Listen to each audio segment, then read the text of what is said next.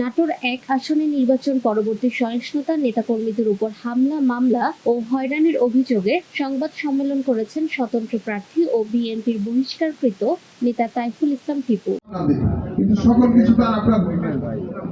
১৫ ফেব্রুয়ারি রোববার দুপুরে লালপুর উপজেলার মোমিনপুর নিজ বাসভবনে আয়োজিত সংবাদ সম্মেলনে তিনি অভিযোগ করেন, নির্বাচনের আগে যে অস্থিরতার আশঙ্কা করেছিলেন এখন তা বাস্তবে রূপ নিয়েছে।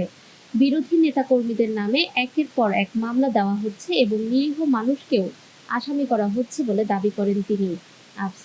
টিপু বলেন, নির্বাচনোত্তর সহিংসতায় বহু মানুষ আহত হয়েছেন, ভয়ে অনেকেই দোকানপাট খুলতে পারছেন না।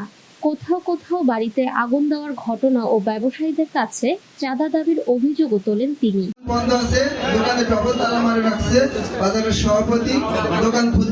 ১৪ ফেব্রুয়ারি শনিবার ওয়ালিয়ার সংঘর্ষের প্রসঙ্গ তুলে তিনি দাবি করেন, পুলিশ প্রথম অভিযানে কোনো অস্ত্র না পেলেও পরে ম্যাজিস্ট্রেটের উপস্থিতিতে একই স্থান থেকে অস্ত্র উদ্ধারের কথা জানানো হয়, যা পরিকল্পিত বলে উল্লেখ করেন তিনি। গতকালকে সন্ধ্যার দিকে কাজী খুকন নামের এক ছেলে এসে আমাকে বলছে, তুই আমেরিকার ছেড়ে যাও না।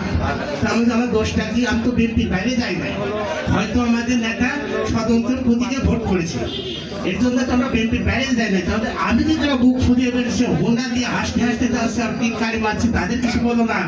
অথচ আমরা স্বতন্ত্র ভোট করেছি কবে সরকার, তার জন্য তুমি খাসি চালু মারে বসে, হ্যাঁ খাসি কখন দিবি দেব, নয়তো তুই আমাকে ফোন করে ডেকে দিবি, আমি কুম্পাল দিয়ে যাও, আমি দিতে পারবো না, তুমি বাড়ির সামনে দিয়ে যাও, বসে না তো দিতে হবে। তো পরে আমার জোর করে ফোন দিয়ে ফোন নাম্বার সময়টা দিয়েছে, সেটা আপনাদের আমি দেখাচ্ছি। হ্যাঁ, গতকালকে সন্ধ্যার আগে আমার কাছে এসে ঢুকতে দিয়েছে, এটা দিতেই হবে। বাড়ি কোথায়? বাড়ি কলসনগর, কলসনগর কাজীপাড়া।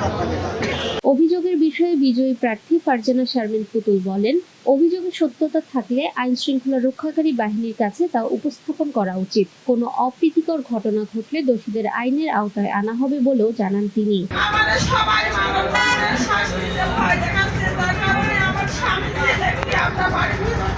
স্বতন্ত্র প্রার্থী তাইফুল ইসলাম টিপু সংবাদ সম্মেলনে গোপালপুর পৌর বিএনপির সাবেক সিনিয়র যুগ্ম আহ্বায়ক সাইফুল ইসলাম রানা, উপজেলা যুবদলের সাবেক সাধারণ সম্পাদক ওয়াহিদুজ্জামান সরকার সহ স্থানীয় নেতাকর্মীরা উপস্থিত ছিলেন।